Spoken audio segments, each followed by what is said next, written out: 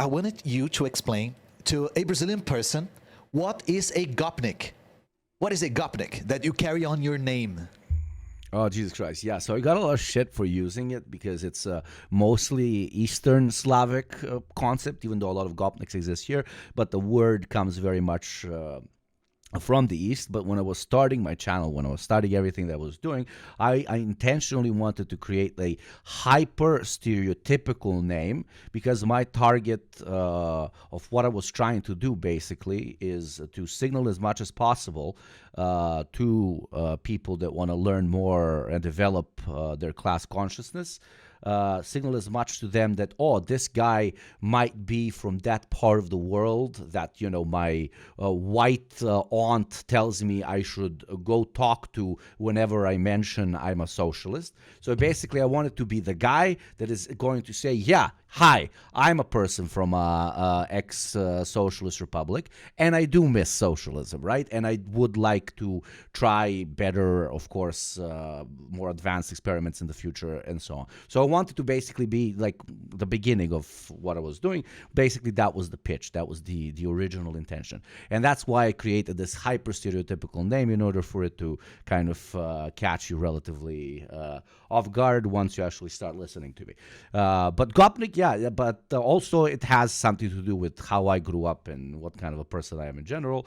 And a Gopnik is usually, you know, the fucking hoodlum in front of the massive Soviet blocks that is trying to both support his very niche lifestyle of hanging out, and drinking and hanging out, while engaging in one or the other form of other petty or mid-level crime in order to sustain himself in the ever devolving and falling apart economy in which he finds himself in.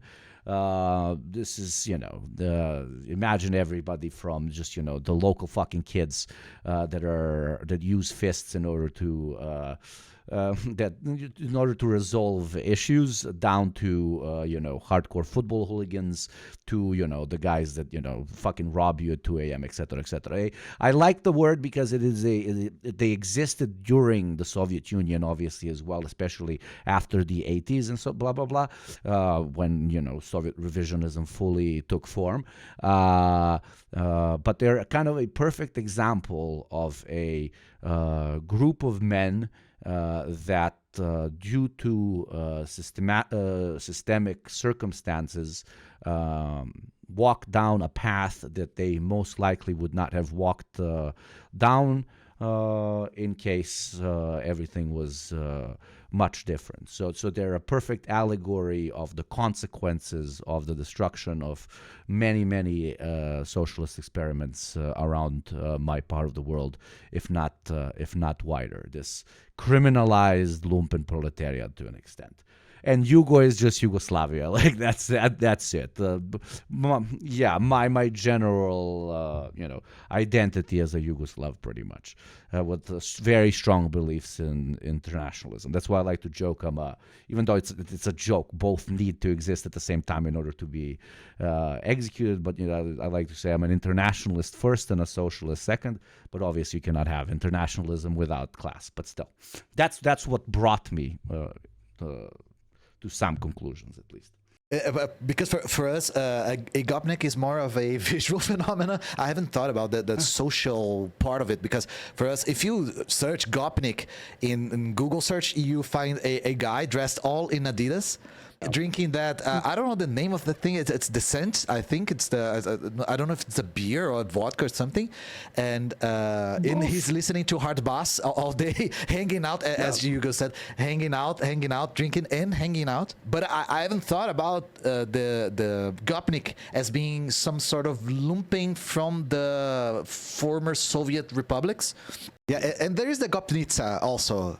Isn't it the girl version of Gop? Yeah, the girl. Yeah, you always have the, you know, you have the old girl, and you always have the old guy that tries to get the old girl. But is he really old, or is he just trying to get the old girl? Same with Gopnitsas. Do women Gopniks really exist, or are they girls that are really into a particular Gopnik? So they're like, I'm gonna do this thing so he likes me. That's a more complex discussion than dialectical materialism, my friend.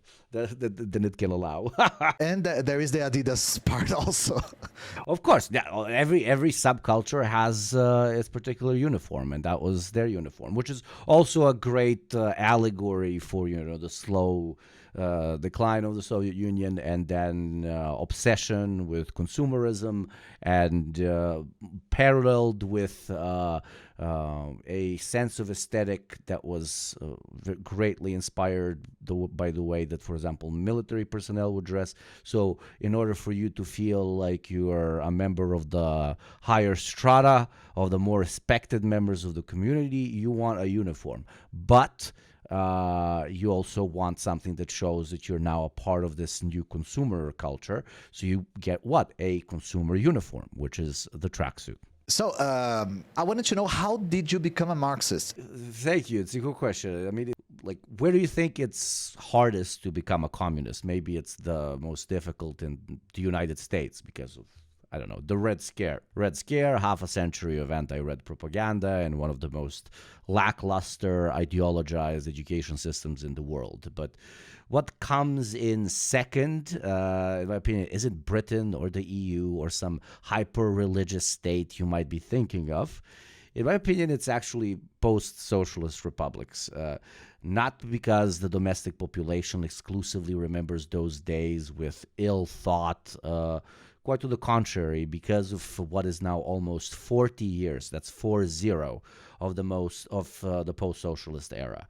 What I mean by this is, well, billions of dollars have been invested in the active development of self-orientalization, hatred. Every governmental position has been scrubbed clean of anyone resembling a loyalist to the socialist cause, specifically during the period of the overthrow. A systemic trauma building and overinflation of repressive government policies, the pitching of ideas that were generally common for the era globally as somehow a consequence of a class-conscious government, and so on and so on and so on. Basically, the inheritors of American Red Scare propaganda that I earlier mentioned are post-socialist states. It's where the imperial boot not only stepped, but applied its old knowledge, and I am sad to admit that it worked like a charm. So to go back to your question of how I became a socialist and why am I going on this rant right now? Well, as someone born in a 7,000 people town during a war, and as the only country my parents knew was falling apart around them and myself, I became a product of this post-socialist system. I was bred on libertarian drivel, idealist liberal values, and pull yourself up by your bootstraps way of thinking. Moving into university, I had already fully embraced the idea that the reason my part of the world isn't developing as fast as the West is because we had to make up for the 50 years of communist idiocy, as well as the self-orientalizing idea that we were culturally more barbaric and are yet to learn the clean and calculated manner of Western thinking and culture. All of this, though, was built up on loose legs, on a bright, shining, brilliant West. And while thanks to some leftover public funding systems of my country, I did get to go to school trips to Western Europe, it was always just for a week with strict supervision and, as a tourist. It wasn't until my first year in uni, though, when I actually got to experience true Western life. And oh, what a Western life it was. I went on what we call work and travel here. You go to the States, work your ass off for 12 hours a day every day for 4 months, and you make enough money to pay off your student fees back home, or, I don't know, buy a car while having seen the beautiful US of A. Well, I saw the US, and it was everything but beautiful. Overworked, huge people grinding to pay off a credit that they took out in order to cover another credit, which they took out to cover another credit. Nobody owned absolutely anything. Everyone lived to work. Bosses treated everyone like complete shit. Every third person was openly racist. The wealth disparity of proportions, so fucking megalomania. Because I worked at this like kind of resort city, was so mind-numbing to me. I felt like a slave in ancient Egypt. More than anything, the hordes of sick, addicted, and homeless people just littering the streets that everyone apparently found normal and acceptable culturally confused me, but also broke my heart. And I realized that it wasn't us back home that were the backwards tribe that was yet to receive enlightenment. I realized we had been enlightened and unfortunately rejected said enlightenment for a promise that was never real, for the promise of the American dream back home, which turns out didn't even exist in the States. And that obviously, I was a political science student who was second year now when I came back from the States after having spent that summer there. And in Intro to Poli-Sci, we talked about this fucking Marx guy. And obviously, I immediately rejected him because it was fed on so much anti-communist drivel from the formal education system of the post-socialist state I grew up in. But after having experienced America, after having had literal class consciousness punched into me by working these low-paid jobs from, kitchen to cashier to construction for 4 months in the country where everyone can become who they want to be, etc., etc. And after having seen that that's absolute bullshit, this Marxian thinking started kind of making sense because I really, really wanted to find something else that I can hold on to. And I needed something that would replace the sort of Western idealism and libertarianism that had carried me up until that moment. So yeah, it was a complete crash of identity through class consciousness that led me into academically, obviously pursuing political science, but trying to focus as much on Marxism as possible because I genuinely found it as an overarching both critique of the system that we find ourselves in, but also directly and sometimes even indirectly a great instruction manual on a world that is, let's say, a bit more forward-thinking than just this mega mall that we find ourselves in. That was really a thorough answer, and it leads me to my second question, which is there is a stereotype that derives from what you talked about, that the Balkans are prone to fascism. There is a stereotype that the East from Germany, being a fascist is more normalized, or being an ethno-nationalist is more common. And I wanted to ask you answered a little bit of it, but how much of this is true? And the main question is, nowadays, is it risky being a Marxist in the Balkans? It's not necessarily. I mean, it can be risky if you're in an environment of very far-right people, but more often than not, you're just at the risk of not being taken too seriously, because that's a much more successful policy of the Red Scare. It's not to say, every communist needs to be shot, hunted down, and exterminated.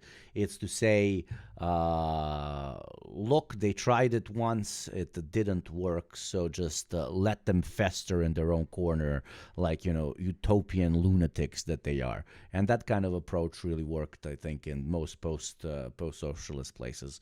They allow your little party, they allow your little, even if you are lucky enough to have a party or an organization, but it's always relegated to the corner, to the 1 to 3% in the best case when it comes to the local population, or if you want to do elections, etc., etc. But when it comes to the Balkans in general, or this Eastern stereotype of propensity towards what libs like to call authoritarianism, whatever the fuck that means. It's completely disregards the understanding that based on material conditions and particular class relations and stage of development, a particular place, a particular people behave a certain way on certain topics or not, again, depending on all those factors and sometimes many more. And I guess maybe your viewers would find it interesting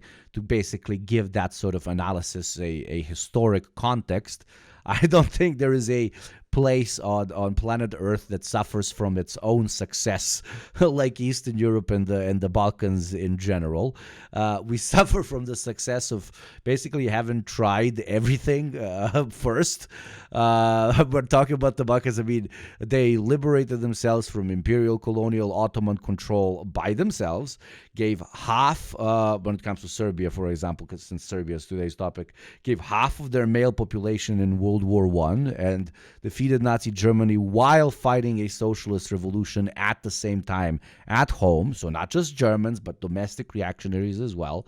Had an internationalist socialist worker state, talking about brotherhood and unity, developed the League of Independence and so much more. And then, boom shakalaka, it all starts crashing down.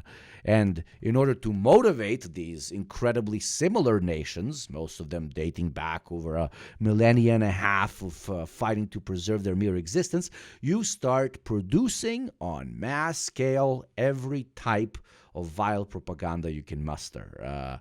The more similar two peoples are, the harder you need to go in your reactionary propaganda in order to get the necessary support, in order for them to be willing to actually kill each other. So every historic gripe under the sun, what we mentioned at the beginning of the show, Croatian Nazi involvement, painting Bosniaks as leftovers of Turkish colonialism, Serbian monarchic expansionism, and so on, were blasted by all the different sides to full volume in a very simple pitch.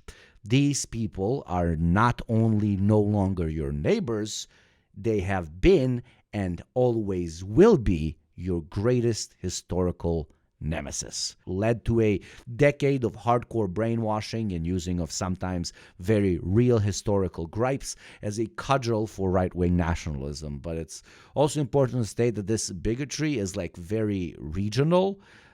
People here will not give a flying shit about the color of your skin or if you're from Vietnam or Brazil or Ghana. The hatred is, again, hyper-localized as the propaganda lingers and feeds on the previously mentioned manufactured ignorance. So why did I say victims of our own success earlier on? Well, we tried internationalism, we tried socialism before almost any other place on the planet, and because the experiment fell through here first, it ironically caused a historical ripple effect so strong that it rewinded us back too far. I always find it very funny, when the Balkanoid meme comes from some socially liberal Western country built on imperialism and slavery. I mean, sure, we might be a bit more ignorant about a person from a place that we never interacted with, but my brother, you beautiful Englishman or Frenchman, the reason, your kids get to interact with people of other nationalities is because you did a little thing called fucking slavery and colonialism. And the fact we are not very diverse in the Balkans is because we did none of that. Hell, we were literally for 450 years relative victims of it. So yeah, victims of our own success because we sped run the game a bit too fast, then the game crashed, and now while guys that were playing it much slower are on level 7, we were level 18, but now we got to start from level 1. So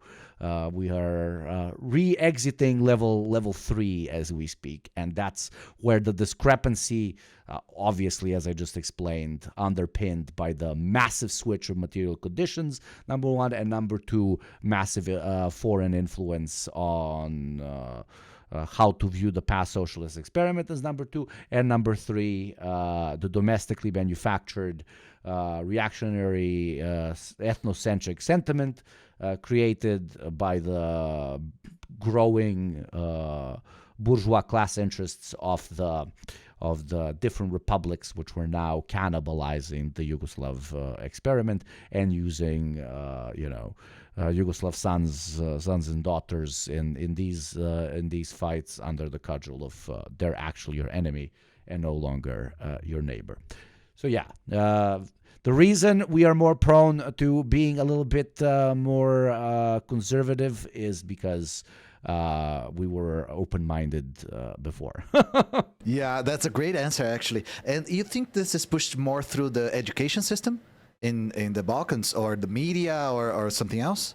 When it comes to the inter-ethnic hatred of Balkan people, yes, it's definitely pushed. So when it comes to anti-communism specifically, it's like 90% media and 10% education. They still don't have the balls to touch it as much, right? But when it comes to inter-ethnic, so you annihilate socialist ideas through media propaganda, and you create reactionary identity through education.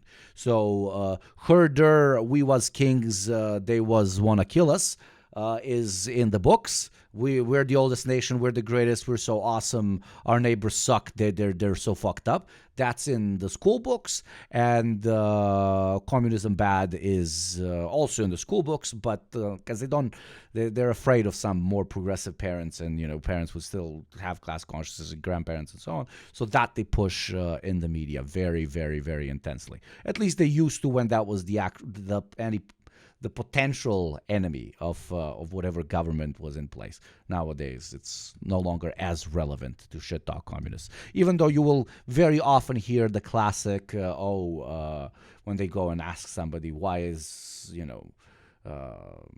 haven't we achieved thing X? And the answer would be because we're still trying to get rid of inadequate systems that were left over by the commies, right? At this point, 40 years later, it's still the commies' fault for us not being able to exit level 3, as I previously said, exit the fucking cave. The thing that made me invite you, especially right now, is because in Brazil, when we want to read about the protest in Belgrade, the information is very, very, very hard to come by, to say the least, because when we read about it, it says there are massive protests in the hundreds of thousands happening in Belgrade. First, because of a accident that happened in Novi Sad, I believe. But there are protests happening because of government corruption. The thing that I wanted to ask you is it color or is it not color? You know what I mean. It smells like color. It looks like color. Is it color? It's not color. It's not color. I could absolutely see if I wasn't from Serbia. Yeah, if I wasn't from Serbia, I would maybe think that it's, or from the region, I would maybe think that it's color. It's not color. Because in order for it to be color, you need to be kicking out a guy that doesn't love fondling American testicles and putting both of them in his mouth.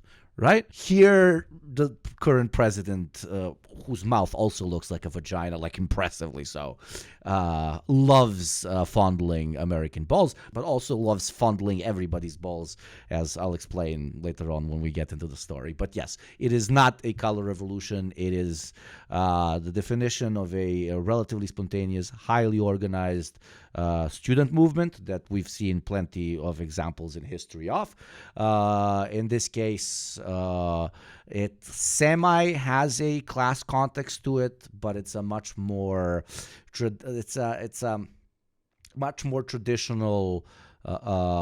This particular government did so many fucking bad things for so long that we want it particularly to be removed. So it's not an anti-system revolution. It's not a reactionary revolution. It's not one pushed by outside forces. It's just a domestic population, a lot of them, sure, tired by neoliberalism, but others also motivated by a sense of not always progressive nationalism and being like, what the fuck, herder, we are not making Serbia great again, these guys suck, etc., etc. Many different strata of of Serbs, many different generations, trying to stand up against a, objectively, my modest opinion, incredibly kleptocratic, incredibly inefficient, and from a Marxian perspective, the definition of like a hyper-class collaborationist kind of state, where the bourgeois is no longer simply satisfied with paying off the state, but has quite literally become the state as a means to remove bourgeois opposition from the market and become the entirety of the market themselves, which we'll get in further. I'll give you details, but I think Serbia is a prime example of this not new, but this chimera of capitalists that also are very good at directly managing the state, and vice versa. Statesmen that are very good at directly managing capital. The protests are very directed against the Alexander Vucic. How do I say the Vucic? Vucic, yeah, you're good. Vucic. You're pretty close. Can you explain who is he and what he represents? Because in Brazil, I saw a far-right media outlet saying the Serbs are protesting against the leftist government. Because I think they came to this conclusion because his party is called the Progressive Party.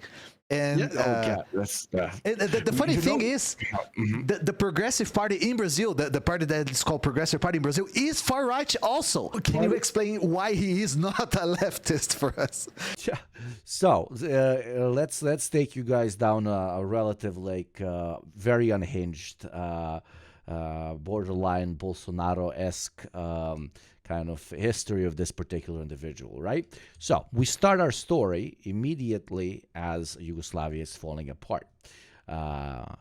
Political power is shifting hands. New, quote unquote, new ideologies, new parties are forming in all the post-Yugoslav republics that are offering relatively similar but to varying degrees of radicalization options to the newly formed nation states. Some are so radical that they literally call themselves, and I fucking shit you not, the Radical Party. Yes. A Serbian party that was just called the Radical Party because they were very radical. I think the emblem was basically, the double-headed eagle, the classic like Serbian symbol, but then with like swords in the hands instead of, the different national symbols. It's got swords. So yes, basically the Radical Party was the furthest right-wing fucking organization in Serbia. They were literally like, we must like just murder everybody and then take the entire Balkan Peninsula because that's how the world works. I don't fucking know. I'm seeing the emblem. It looks like some Nazi stuff, but I don't know. Yeah. But they were still, they were anti-Nazi because Croatians are Nazis. Don't you know that being Nazi is actually an ethnic the Nazis are the category, other Ian? ones. Yeah, the Nazis are the other. We were denazifying as well. This is not new shit. We were decommunizing and denazifying at the same time. We were being there are two wolves in you. There's both the Russians and the Ukrainian one. Crocodilo Bombardino.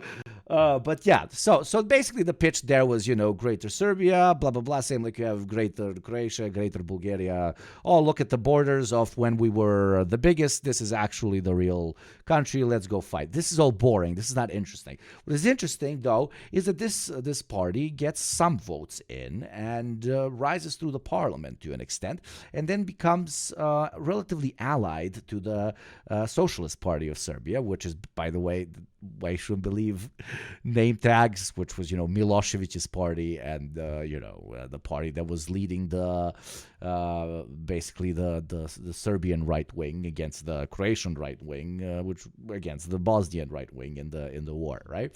There was no fucking communists involved. The communists were shot or fired, okay? It was the 90s. Communists do not exist in a single fucking administration of any of these countries, except maybe in Macedonia, but that's why the Macedonians were so chill. They had, I don't know, like fights for 20 days and that's it. So this party is Radical Party, is slowly moving into parliament. And in it, there is a young man that is slowly showing potential. He is very good at following the news and, more importantly, giving them an intense spin, which will which can motivate both the domestic population to support the radical party, but more importantly, to support the ongoing wars. His name is Aleksandar Vučić, and by rising through the cadres of the most right-wing party that Serbia has ever known, he eventually gets the position of the Minister of Information. Obviously, I'm oversimplifying this, but yes, it sounds as what the cringe liberals would say, oh my God, Animal Farm 1984, Vuvuzela type shit. But in his case, to an extent, it was, okay? It was a minister placed in a position where they would hyper-monitor absolutely everything that is being said. And more importantly, they would tell every single television studio what to say in order to bolster the war effort. He was an insane right-winger, known for quotes like, for every Serb, we shall butcher 100 Muslims. Very left-wing, right, etc., etc. And he became basically like a YouTube content creator of his era. Lots of subscribers, very good at writing scripts, and very good at convincing thousands upon thousands. But the war ends, yet this skill might end up being useful later on. The war ends, and now a lot of people need to go to the fucking International Criminal Court. A lot of people start getting arrested, including the president of the Radical Party, because he had paramilitaries performing, like fighting in the war. That's why he was arrested for military action, not just as a political leader. So the leader of the Radical Party gets arrested and gets taken to Hague, and now these guys are left basically holding the bag without a relatively charismatic guy to lead this reactionary movement. A few people go up in the council of the Radical Party, which is now losing influence as well. They tried to make it work with the same old school rhetoric, blah, blah, blah, but that shit's no longer selling. People have seen how destructive the war was. People have lost so many. And this whole fucking idea of herder, we the oldest, we the best, we're going to kick everybody's ass, no longer really plays. So this incredibly loyal, incredibly patriotic, incredibly nationalist man, Aleksandar Vučić, together with another guy, the president at the time of the Radical Party, go out from the political limelight, and a couple of months later, somehow, with a massive budget and a lot of members of different parties of the time, start up a new thing. No longer radical, just progressive. So that's the birth of the Progressive Party. Pro-European Union, pro-minorities, pro-full integration with the international economic system. We fucking love the World Bank type shit. And you have the Progressive Party born out of the Radical Party. So now all of a sudden the guy who was screaming 100 Muslims for one Serb loves the gays and running, butt naked on a... I don't know, I'm trying to create an allegory of what it is to be liberal. Running butt naked on top of a hill, like Hilda or some shit. So basically, that's the new party. They create a very overarching pitch. It's like, we are pro-Russia, but we're also pro-West. We really want to be in the EU, but we're also very patriotic. But not in a crazy radical party way type of patriotic, but we're very patriotic. They get a lot of people who are now completely disenfranchised by the ultra neoliberal government of the so-called Democratic Party of the time. These guys come in, it's a perfect fucking vacuum. They get a lot of money from the European Union because they're now pro-European Union, etc., and they somehow win the elections. But Aleksandar Vučić, who is now together with another guy, betrayed his former master, betrayed the Radical Party, started a new party. Now in the new party, he's the second spot. So what does a betrayer do? He betrays again. And all of a sudden, the guy who used to be prime minister of Serbia, who became, the new number one guy of the Progressive Party, is now all of a sudden gone. He lives somewhere in the fucking forest. They gave him a villa, and Vučić becomes the number one guy in the Progressive Party. So double betrayal. First, he betrays the Radical Party with another guy, goes into the Progressive Party, betrays that second guy, and now they're pretty much they've taken control over the parliament through classic parliamentary democratic manner. But remember, this guy was a minister of information, so he's like, bro, I need to create a particular system which will allow me to stay in power in perpetuity. Serbia is a very aging country, lots of fucking old people, and 99% of all the information they get is from where, Ian? Where do you think? Television. The television, exactly. So we're going to buy up all the TVs, or if they don't sell, we're going to move them into bankruptcy. But if they do sell, they're going to get incredible fucking access to the government, and they're going to get incredible privileges, and obviously they're going to get a lot of money. Then we're going to start up a shit ton of different news broadcasters by ourselves through offshore accounts, of course, that are also going to be constantly fucking bombarding with 100 different fucking channels. This is an 8 million people country. There's this thing called Pink TV. I think they have over 200 channels, just Pink TV, which is like, sometimes you turn on the television in Serbia and you go through the first 10 channels, and on all of the 10 channels, it's Aleksandar Vučić just standing there and giving a pitch. Like, everybody immediately stops movies and immediately starts projecting, okay? So he fully monopolizes media. But he's not that stupid to put all his eggs into one basket.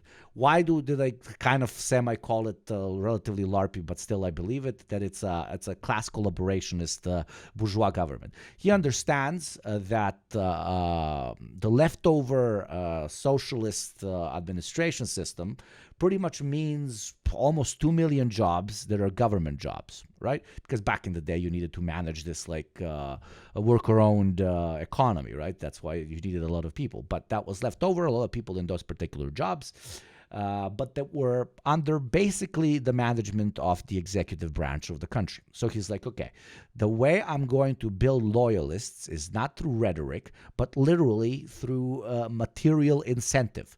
If you join the party, if you come to the party's protests, if you verbally and openly support it both on social media or when we call you to come over, you will get a job. If you do not want to join the party, you will lose your job. And that is how he created a very, very, very strong, hyper-loyal base, which does not believe in him or love him or think he's the fucking G, except for a few grandmas that, only watch TV. But because he gave them fucking jobs. And more importantly, once he gets the hook in you, if you leave the party or talk shit about the party or do whatever, guess what happens? You get fired. So the combination of complete media blackout and control, and a very strong base that votes for you because you pay their salary quite literally, allows him to now slowly start moving into the private sector as well. He gets connected to a couple of domestically very, very wealthy people that would like to work with him. Those become, quote unquote, his guys. And then he starts seeping into every single fucking industry that you can find in the country. The joke usually in Serbia is, Milosevic was really bad because, he ran the country like a mobster. He owned the oil industry. All the fucking drugs ran through him and all the fucking cigarettes. But Vučić, the joke is like, he's not just drugs, cigarettes, and oil. He wants to own the local bakery, the local fucking meat store, the local fucking flower shop. Everybody's got to pay not a state tax, but an additional loyalty tax, either through blood and the physical body of, becoming a member and then going on every single protest and supporting him and finding him new voters and so on, or financially by quite literally giving a cut. If your particular enterprise earns more than a certain amount, most likely they will come knocking through different administrative tools of the local government. So media, government jobs, and then quite literally just buying out the private sector. You make a company, we're communists here, but let's just say a company becomes financially successful, etc., moves over a certain fucking threshold. They knock on the door and they say, would you like to sell 51% or would you like to no longer exist? Of course, you sell 51%. These guys at this point no longer only represent the executive body of the country, but represent the biggest employer in the country and arguably the biggest capital owner in the country. They have turned a nation with, I don't know, over 1,400 years of history into a literal conglomerate. It's a company. It's a company. But okay, fucking autocratic psychopath, own it. But at least, I don't know, make the fucking trains run on time. Make it fucking Singapore, right? No. We can't do that either because we're so fucking greedy. We're so fucking greedy that even when we're doing small infrastructure projects in which we steal 5 to 10 fucking million, we don't even do the infrastructure project. We just fucking paint it. And that's what happened on the train station, which kind of was a catalyst for everything that is happening now. Motherfuckers were chilling, reading their little books, listening to their little iPhones, waiting for their train, literally not paying attention because why would you? You're just sitting in a shade and all of a sudden half of a building collapses on your head, half of a building that was quote unquote refurbished only a year ago from taxpayer money. And that, at that point, for people was like, dude, we are eating shit and eating shit and eating shit and eating shit, but you can't even build a fucking ceiling on a train station. This is fucking it. Right? It is no longer even about like class consciousness or ideology or etc. It's just what the fuck are we doing? And this has to an extent been the protest for the good and for the bad. Us as Marxists, we can always criticize something that is not led by systemic thinking, but that's what it is at the current moment. And I'm probably gonna give out like undertones of liberalism, and I agree it would be, but to me, just for my own personal ego, just getting this guy out would be goal worthy in on itself, to parallel, I don't know, with Bolsonaro or whatever. Yeah, exactly. I would say that if Bolsonaro got killed or arrested or something like this, for my ego, I would be happy. I know as a Marxist that it wouldn't make really that much of a difference. But yeah, I feel you. And I looked it up. The Progressive Party has almost 800,000 members. So in a country this is 10% of the country. It's crazy. Yeah, even more. Yeah, and that's the ones that are open members, right? There's so many stories. You get the job, and then, for example, this Vučić goes out and he says, "Hey, they're protesting against us. Now we'll show them just how many people support us." And then your unironic manager comes and he's like, "Dude, you got tomorrow off? But yeah, you 7 guys, we're going to have like a bus in front of the building. So instead of entering the building, you get on the bus, you go to Belgrade, you're going to be, very supportive. We'll give you flags, we'll give you t-shirts, go and shout, then you come back to work on the next day. Hell, we'll feed you, we'll give you sandwiches." That's why they call them sandwich people, the ones that, Oh, we have the same thing in Brazil. We had the sandwich people also. Here, this is so funny to me. You're only in the protest because you got a sandwich. It's the same thing in Brazil. It's the same thing. Absolutely. But yeah, TLDR, that's the context of what started the protest. The collapse of the station in Novi Sad was last year, wasn't it? Well, at this point, yeah, last year. Yeah, the protests have been going very strong for 5 months now. Oh, so the protests began with the collapse of the ceiling of the station? Almost immediately after, yes. Oh, and now they're getting stronger. Yes, there is a sense of diluting because the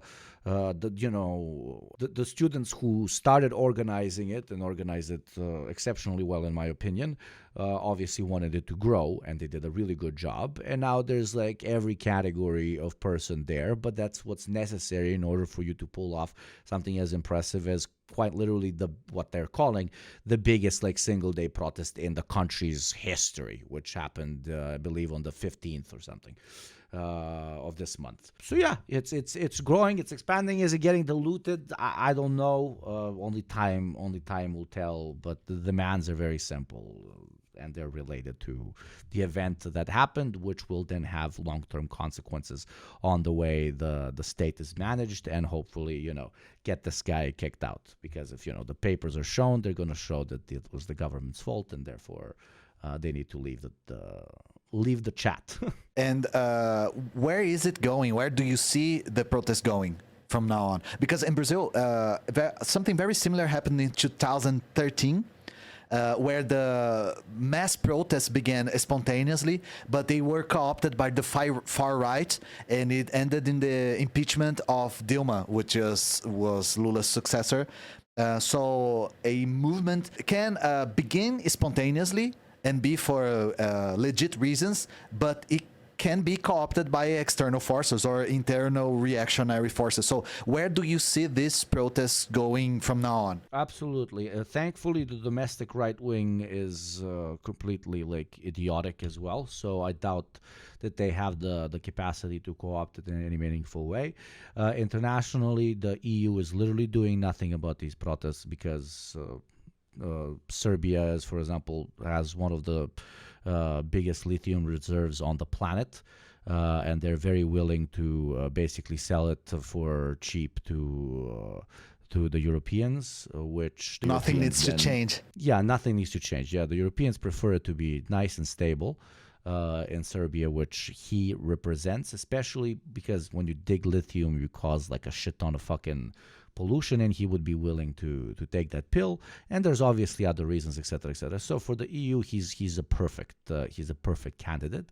For the Americans, he's also lovely. For the Russians, he's also lovely because, for example, he's the only one that hasn't put sanctions under the principles of neutrality, etc., etc. So like a lot of money can move through Serbia. A lot of Russians can also move through Serbia. When it comes to literally fucking plane traffic, blah, blah, blah. So internationally, nobody is motivated to support the protesters. Literally, there is no party which would, no foreign capital which would benefit from his ousting. He's a perfect, convenient, So it ain't color. Yeah, it ain't color, but also more importantly, that's why it's kind of it's interesting. Obviously I'm hyper subjective because this is the part of the world I'm from. But if I was trying to be move myself to the side as much as possible, this would be one of the rare instances in which it is literally like Group A versus Group B. And the way it goes, it's going to completely depend on who I guess plays the long term better between the general protests and the current government. So basically, who's going to start shooting first? How that's going to be spun in the media? Is that going to inspire further protests, etc., etc.? Is the police repressing too much? They use those like sonic cannons, which is fucking insane, pretty insane. But the Serbian police can be far, far harsher. So basically what I'm saying is right now they're both calling, what did the Americans like to say? Both calling chicken, right? Vucic thinks that maybe if he gives this enough time, it will slowly mellow out and die. There's nothing showing that will happen, but I think that's still the card he's playing on. If he feels very threatened, what the card that the protesters are playing on, at least that I would be playing on, is you want him to start repressing real hard. You want him to start beating the living shit out of people, because that will then radicalize absolutely every single member of society, and then he will be overthrown and hopefully replaced with a slightly better alternative, right? Being as realistic here as possible. But yeah, right now it's a game of chicken.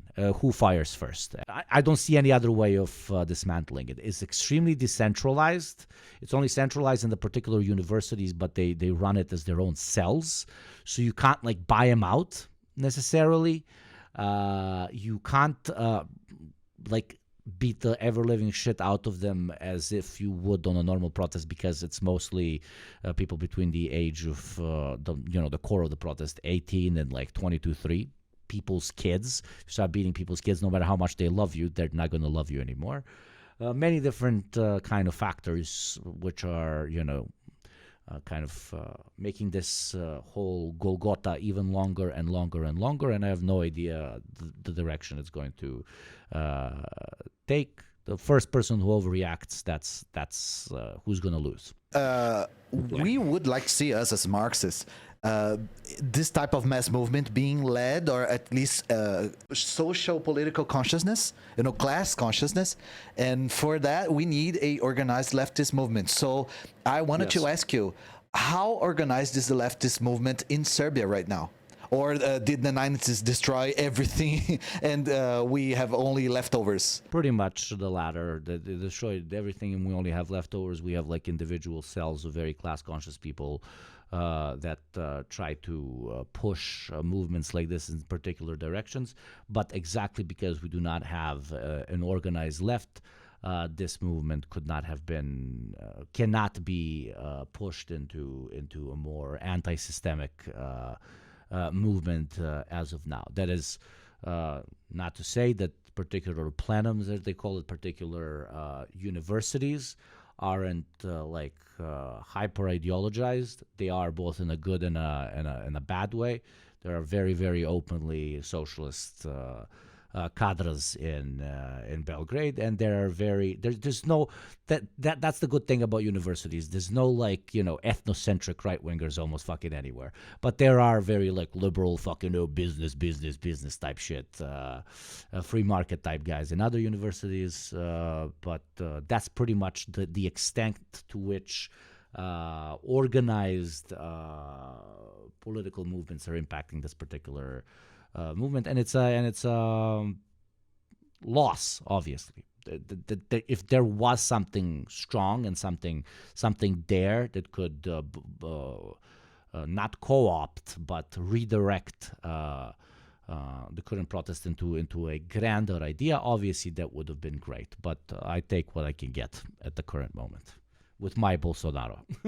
Yeah, the same here. Bolsonaro is about to be arrested, and I don't care if this makes that much of a difference. I just want to see him arrested. Hugo, that was a great interview. That was a great history lesson.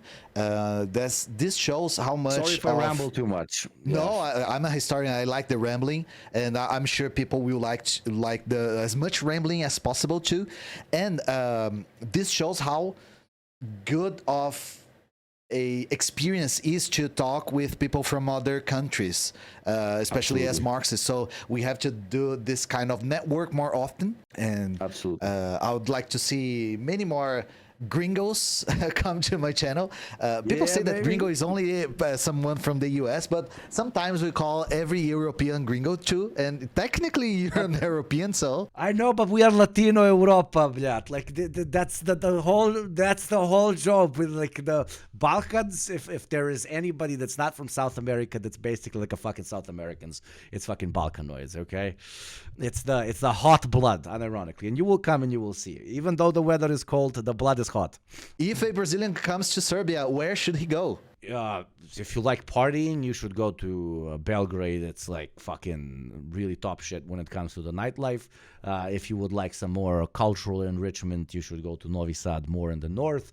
If you like more of a rural experience and very food focused, you should go to the south, Leskovac, Kragujevac, Pirot, and so on. So yeah, it's like a 4-day experience. You're gonna have fun, but mostly go. Sure, you'll see some cool historical monuments. You'll flirt with some good-looking men and women, blah blah blah. But you're going to eat and drink. Okay, you're going to eat and drink. That's if you like to eat and drink, this is peak. This is the peak country for you. Okay, Bosnia as well, Croatia for the seaside. I recommend all the ex-Yugoslav republics, of course. And for us Brazilians, it's really funny because my city has 11 million people. My city has 11 million people, and the Yeah, I whole don't country has know 8 that. million people. So for us, Serbia is like a state, or sometimes a big city. And for Absolutely. us, it's always a funny experience to travel to smaller countries, because our country has such a massive, gigantic, ginormous scale Yes. that we think, oh, if we're going to travel to another country, we need a month, a 2 months to experience everything. And just said, oh, you can travel by bike the whole country and go from coast to coast. I hope to not only you to come to Brazil, because if you like partying and drinking and flirting with beautiful men and women, it's the same here, especially Rio.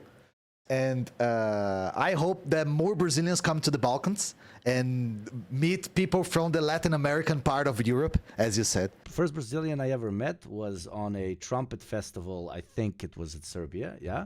And there were literally like 4 chicks and 5 dudes with like just draped in Brazilian flags. And they were fucking drunk out of their fucking mind. And I remember I was very young then. I went and was like, what the fuck are you doing all the way from over there, here? And they're like, dude, we're experienced travelers and so on. And whenever we come to Europe for a longer period, we always intersect a Europe trip with a bunch of Balkan trips. And like, why? And they're like, because we do it whenever we miss home. That's great. That's great. So thank you again, Hugo, and I hope everyone learns a lot from what you said, and we'll keep an eye on the Serbian protest to see if Vucic at least leaves, so we can be happy for our egos. Absolutely. Absolutely. Thank you very much for having me on.